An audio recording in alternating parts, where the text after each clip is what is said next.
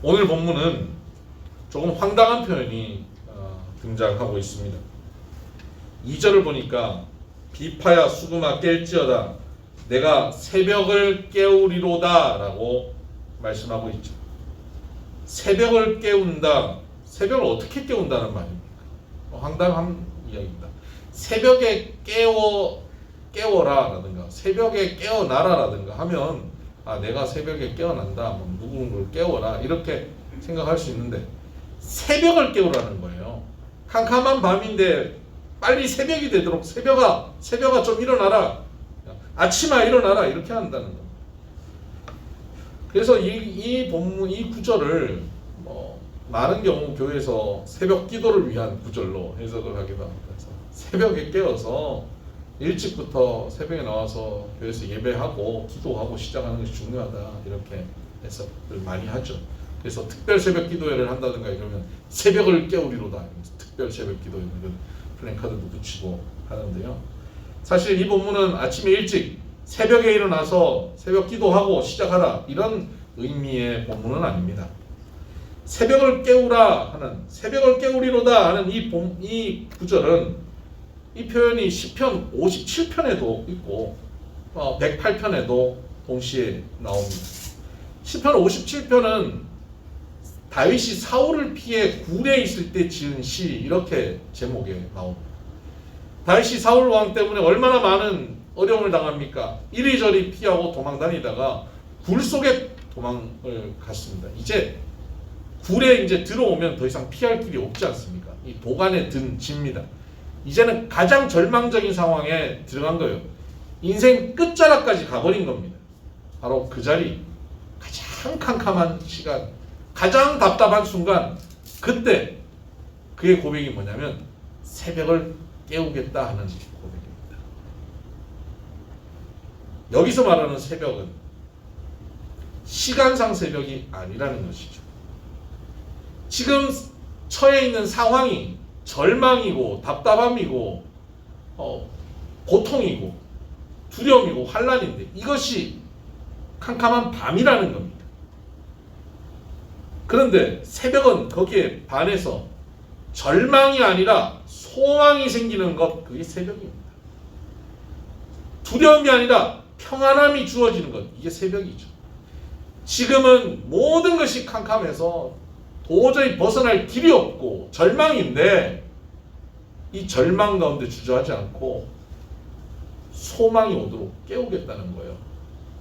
이 밤을 내가 그냥 보내지 않고 아침이 일찍 오도록 만들겠다는 겁니다. 많은 경우 캄캄한 밤에 처하면, 인생의 캄캄한 밤에 처하면 부르짖어서 하나님께 하나님 날 건져주세요, 구원해주세요 이렇게 기도합니다. 이거 참 귀한 일입니다. 이렇게 해야지. 그런데 이것보다 더 강력한 능력은 뭐냐면 부르짖어서 구원해주세요 하는 것을 넘어서서 거기서 감사해버리고 찬양해버리는 겁니다. 이것이 새벽을 깨우는 길입니다. 오늘 본문에 보니까 새벽을 깨운다라고 하면서 무엇으로 깨우냐? 비파와 수금으로 깨운다. 새벽을 깨우는 도구가 악기예요. 악기로 뭘 합니까? 1절 하반절에 보니까 내가 노래하며 나의 마음을 다해 찬양하리로다. 또 3절에 보니까 내가 여호와여 내가 만민 중에서 주께 감사하고 문 나라 중에서 주를 찬양하오리. 노래하고 찬양한다는 거예요. 힘들고 슬픔에 빠지고 절망한 자리에서 노래가 나옵니까? 나오죠. 그 슬픔의 노래들 나오죠. 우울한 노래들, 이별 노래들 이런 거 나오죠. 탄식의 노래가 나오죠. 근데 여기 나오는 노래는 뭡니까? 감사의 노래예요. 감사의 찬양을 하는 겁니다. 새벽을 깨우는 비결은 감사의 찬양을 하는 것이다. 다윗은 그것을 고백하고 있는 것입니다.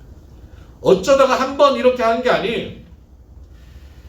시편 57편에 그가 젊은 시절에 도망다니면서 캄캄한 밤중에 감사의 찬양을 했더니 새벽이 깨워진 거예요. 그리고 나중에 왕이 되어서 전쟁의 어려움에 처해 있을 때 시편 108편에 다시 한번 그 노래를 하고 있는 겁니다. 그래, 내가 그때 사울 왕에게 쫓겨서 그 어려움을 당할 때 동굴 속에서 모두가 절망하고 있을 때 새벽을 깨웠지. 내가 새벽을 깨우겠다고 하고 감사를 고백했지. 감사의 찬양을 했지. 그때 새벽이 깨어났지. 절망이 소망이 되었지. 지금 또다시 전쟁의 어려움, 위기, 적들의 공격 가운데 절망적인 상황이라고 모두들 얘기하지만 여기서 나는 여기 주저앉아 있지 않을 것이다. 시간이 흘러서 어떻게 잘 되겠지 하고 소극적인 자세로 이 시간을 보내지 않을 것이다. 언젠가 때가 되면 하나님 뜻이 이루어져서 아침이 되겠지, 새벽이 오겠지, 그러면서 주저앉아 있지 않겠다. 어떻게 하겠다는 겁니까? 새벽을 깨우겠다 하는 것입니다. 한번 어쩌다가 새벽을 깨우는 것이 아니라 그의 삶에 어려움이 있을 때마다 그는 이렇게 새벽을 깨운 것입니다. 감사의 찬양을 하며 새벽을 깨운 인생이 된 것입니다. 여러분, 감사의 찬양을 하나님께 드리는 것, 감사의 고백을 하는 것, 그것은 절망과 고난의 자리를 벗어나게 하는 매우 적극적인 행동입니다. 터널을 들어가면 야, 이 터널이 언제 끝나나 하는 그런 터널이 있어요. 저 속초 가다 보면 그런 터널이 있잖아요. 끝도 없는 터널이 있어요. 근데 그 터널을 빨리 빠져나가려면 어떻게 해야 됩니까? 과속해야지. 빨리 달려야 빨리 빠져나가죠. 여러분, 우리 인생에 터널이 있습니다. 터널을 만납니다. 그 터널을 언제 때가 되면 끝이 나오겠지 하고 그냥 소극적인 자세로 그냥 가만히 있으면 안 됩니다. 그렇게 있어도 언젠가는 하나님께서 끝을 주시겠죠. 그때 우리는 세월을 아껴야 됩니다. 시간을 줄여야 돼요. 터널을 빨리 통과해야 됩니다. 그 터널을 빨리 통과하기 위해서, 그 터널이 빨리 끝내게 하기 위해서 우리는 뭘 해야 합니까? 과속이 아니라 감사해야 합니다. 감사하는 것. 그것은 터널을 끝장내는 능력입니다. 코로나19가 다시 이렇게 우리를 괴롭힙니다. 얼마나 반복적입니까? 이 반복되는 어려움, 이로 인한 두려움, 짜증과 불안이 가득한 시대를 살고 있습니다. 이것을 끝장낼 수 있는 비결은 감사하는 것입니다. 감사로 찬양 드리는 것입니다. 감사는 캄캄한 밤을 끝내고 아침을 여는 강력한 무기입니다. 현대과학은 비가 오지 않으면 요즘 인공으로 구름을 만들어서 비를 내리게 하잖아요. 우리는 캄캄한 절망의 시간이 되면 새벽을 만들어버릴 수 있어요. 새벽을 깨워버릴 수 있어요. 그 어마어마한 능력과 강력한 무기는 뭐냐? 감사입니다. 새벽은, 인생의 아침은 막연히 기다리는 것이 아니라 감사로 깨우는 것입니다. 감사로 깨워야 하는 것이 인생의 새벽입니다. 여러분의 인생의 새벽을 감사로 깨우시기를 주의 이름으로 축복합니다. 2017년 강남 세브란스 병원의 정신과 병동에서 실험을 했습니다. 276명의 성인을 대상으로 감사가 내 신경망에 미치는 영향에 대해서 테스트를 한 겁니다. 원망이 내 신경망에 미치는 영향에 대해서 테스트를 동시에 했습니다. 그랬더니 원망도 감사도 다 뇌를 변화시킨다는 결과를 얻었습니다. 그리고 세계 유력한 의학지에 보고되었습니다. 감사, 이것을 우리가 반복적으로 정보를 계속 주었더니 뇌의 긍정 심리 회로가 열려진다는 것을 알게 된 것입니다. UCLA의 뇌과학자도 이와 같은 연구를 했습니다. 우리의 뇌 안의 감정 회로는 전 대상 피질이라고 하는 것입니다. 그곳에 내의 모든 우리가 경험하는 모든 감정이 쌓여 있고 그걸 처리하는 겁니다. 이 전대상 피질이 우리의 감정을 처리하는데 이 과학자가 연구할 때, 이 교수가 연구할 때 사람들은 거의 대부분이 부정적인 감정이 훨씬 익숙한 뇌 구조로 돼 있다는 겁니다.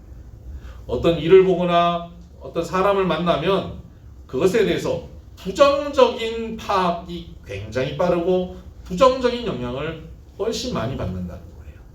그래서 염려와 근심, 슬픔, 두려움, 미움, 시기, 질투, 분노 이런 것이 우리 뇌에 굉장히 익숙해 있다는 겁니다. 아마 죄인이어서 그런 것 같습니다.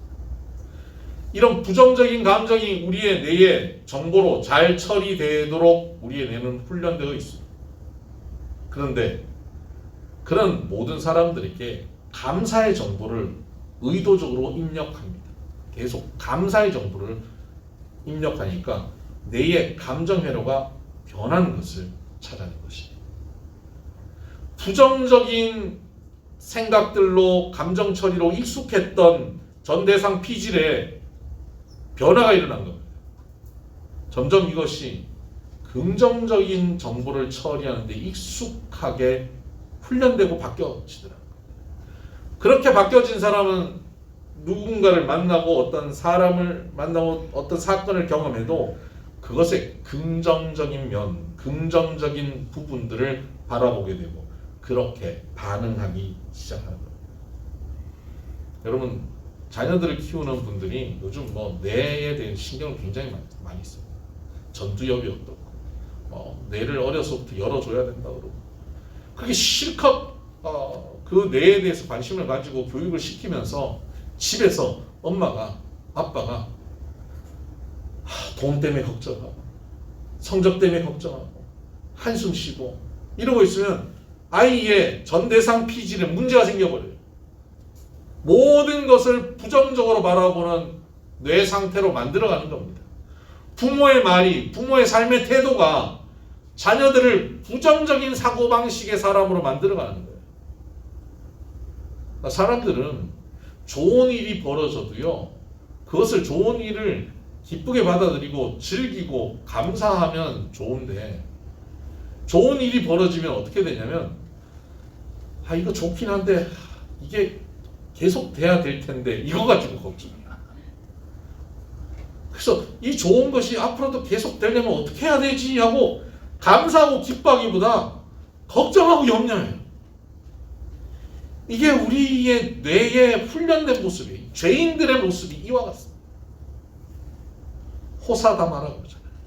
좋은 일이 계속 벌어지면 아유 참 좋은 일이 많아서 좋겠습니다. 이렇게 감사한 일이 가득한데 얼마나 기쁘고 행복하세요. 그러면 이럴수록 조심해야죠.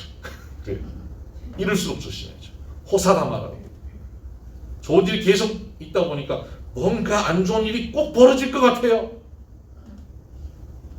그런 생각을 갖고 있으니까 꼭 안 좋은 일이 벌어지죠.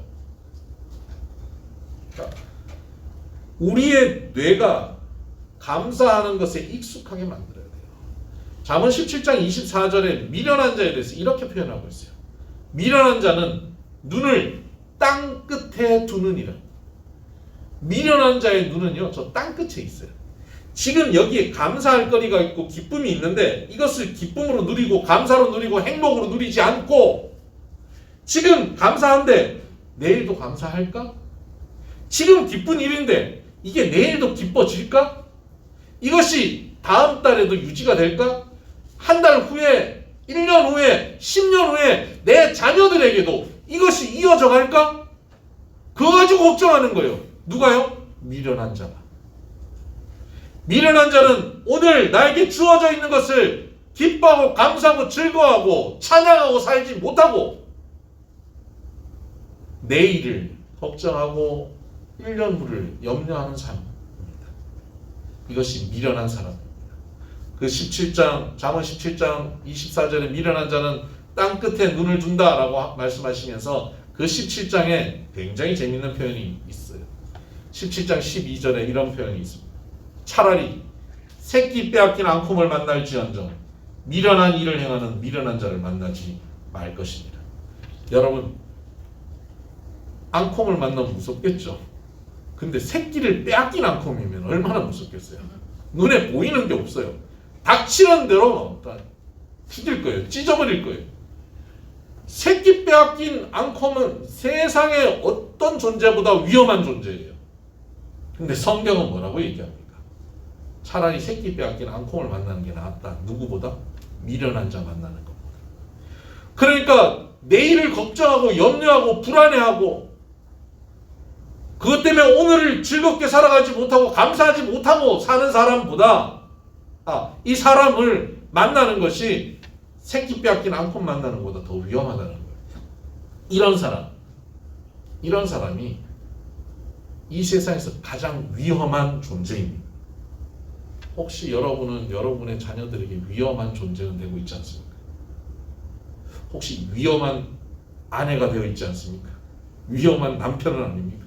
서로 조심해야 되는 대상은 아닙니까? 여러분, 안전한 대상이 되시길 주의 이름으로 축복합니다. 여러분의 자녀들이 여러분을 만나면 안전하기를 바라요. 여러분 배우자가 여러분을 만날 때 평안하기를 바라요. 눈을 땅 끝에 두지 말고 여기 두어야 돼요. 여기서 감사하고 기뻐하고 찬양할 수 있는 인생이 되어야 합니다. 이런 사람이 새벽을 깨웁니다. 캄캄한 밤에 머물러 있지 않아요. 이런 사람에게 소망이 오고 기쁨이 넘치게 되는 것입니다. 이런 위험한 일을 벗어나기 위해 감사를 적극적으로 해야 된다고 제가 강조를 했습니다. 얼마 전 아침 묵상 때 제가 이렇게 감사를 해야 된다. 우리 교회 집사님 중에 한 가정이 어려울 때 감사일기를 하루에 3개씩 감사일기 꼭 썼더니 얼마나 그 삶이 변화됐는지 모른다. 이런 표현을 했어요. 그랬더니 그 아침 묵상에 들어와서 본 우리 천세현 간사가 그때부터 감사일기를 쓰기 시작한 거예요. 인스타그램에 늘 올려요. 내가 뭘가 감사하다. 뭐가 감사하다. 누구 때문에 감사하다. 특별한 거 아니에요. 엄마 때문에 감사하다. 아빠 때문에, 치료사 때문에 감사하다. 뭐 맛있는 걸 먹게 돼서 감사하다. 굉장히 단순한 겁니다. 여러분, 천세현 간사 지금 누구보다 캄캄한 터널 속에 있지 않습니까? 그 터널이 지금 얼마나 깁니까? 때로는 절망적인 순간도 있을 것이고 답답한 순간도 있는 그런 상황이에요. 근데 여러분, 그 캄캄한 터널을 확 줄이게 되는 강력한 무기가 뭡니까? 감사합니다. 지금 그것을 시작한 것입니다. 아마도 우리 천세현 간사 빠르게 회복되고 빠르게 주 앞으로 나오게 될 것이고 우리와 함께 만나게 되는 날이 올 것입니다. 감사는 캄캄한 밤을 끝장냅니다. 감사는 아침을 만들어버립니다. 이 감사를 하시길 바라요. 바울은 하나님의 역사를 이루기 위해서 복음을 증거하기 위해서 헌신적으로 사역했습니다. 빌립보 지역으로 들어갔는데 귀신을 쫓아내고 귀한 사역을 감당하고 있는데 그 사역을 감당한 것 때문에 억울하게 붙잡힙니다. 매맞습니다. 감옥에 들어갑니다. 얼마나 억울합니까? 화가 나지 않습니까? 그가 로마 시민권자입니다. 이것을 항의를 하면 얼마든지 여기서 당장에도 나갈 수 있습니다. 그 억울한 상황에 그 밤에 그가 감옥에서 뭐 합니까? 찬양합니다. 내 신세가 이게 뭔가 하는 한탄의 노래가 아니 감사의 찬양이 여기까지 인도하신 하나님께 감사의 찬양을 드리는 겁니다. 여러분, 감사의 찬양을 드렸더니 어떤 일이 벌어집니까? 땅이 진동하고 옥문이 열려버립니다. 하나님께 부르짖었더니 하나님 어떤 도움을 주시는 정도가 아닌 감사의 찬양을 해버렸더니 땅이 흔들리고 옥문이 열려버립니다. 너무나도 놀라운 상상을 할 수 없는 역사가 펼쳐집니다. 그리고 그 일로 그 옥을 지키던 간수와 그 간수의 가정이 구원을 받습니다. 그 일로 빌립보 지역에 부흥이 일어납니다. 일평생 바울 사역에 가장 헌신적으로 마음과 물질을 다해서 섬겼던 교회가 빌립보 교회. 그 교회가 이렇게 감사의 찬양을 옥에서 했을 때 옥문이 열리며 그 교회가 세워지게 된 것입니다. 여러분, 우리가 감사를 하나님 앞에 드리면 우리를 짓누르고 있는 옥문들이, 우리를 두렵게 하는 옥문들이, 우리를 염려와 근심으로 가득 차게 하는 옥문들이 열릴 것입니다. 다윗은 여기에 마음을 정했다라고 1절에 말하고 있습니다. 하나님이여 내 마음을 정하였사오니. 57편에는 내 마음이 확정되고 확정되었다라고 말합니다. 같은 말입니다. 정하고 정했다는 겁니다. 무엇에 정하였습니까? 감사의 찬양하기로 정하였습니다. 악기를 다 동원해서 캄캄한 밤에 머물러 있지 않고 그 캄캄한 밤을 깨트리고 새벽이 여기 오도록 내가 감사의 찬양을 하겠다라고 마음을 정하였습니다. 정하였다고 하는 것은 쿤이라고 하는 단어인데 확립하다, 확정하다, 세웠다 이런 겁니다. 흔들리지 않게 그곳에 땅을 깊이 파고 거기 박아서 세워놓는 것입니다. 배가 항구에 정박하고 부두에 정박해 있으면 이렇게 묶어놓고 또는 닻을 내려놓으면 바람이 불고 풍랑이 일어도 흔들리기는 하지만 떠밀려서 어디론가 흘러가지는 않습니다. 근데 묶어놓지 않고 닻을 내리지 않으면 조그만 바람에도 조그만 파도에도 흔들려서 흘러가 버립니다. 오늘 우리의 마음을 하나님께 정하여야 됩니다. 우리의 마음을 감사와 찬양을 하기로 확립하여야 합니다. 닻을 내려야 돼요. 감사로 하나님께 닻을 내리시기를 바랍니다. 그러면 어떤 풍랑이 와도 우리는 사라지지 않을 것입니다. 흘러가 버리지 않을 것입니다. 하나님 앞에 그 앞에 살게 될 것입니다. 108편 13절을 보십시다. 우리가 하나님을 의지하고 용감히 행하리니 그는 우리의 대적을 밟으실 자이심이로다. 아멘. 대적을 밟으시는 분이 누굽니까? 하나님이십니다. 지금 캄캄한 밤이 왜 와 있습니까?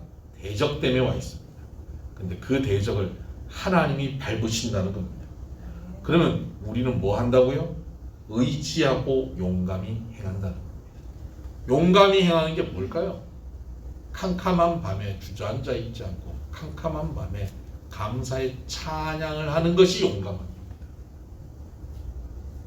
그것이 하나님을 의지하는 것입니다. 용감하게 감사의 찬양을 주님께 드리십시다. 거기에 마음을 확정하십시다. 그러면 옥문이 열릴 것이고 하나님께서 대적을 밟을 것이며 캄캄한 밤에 새벽이 찾아오게 될 것입니다. 기도하십시오.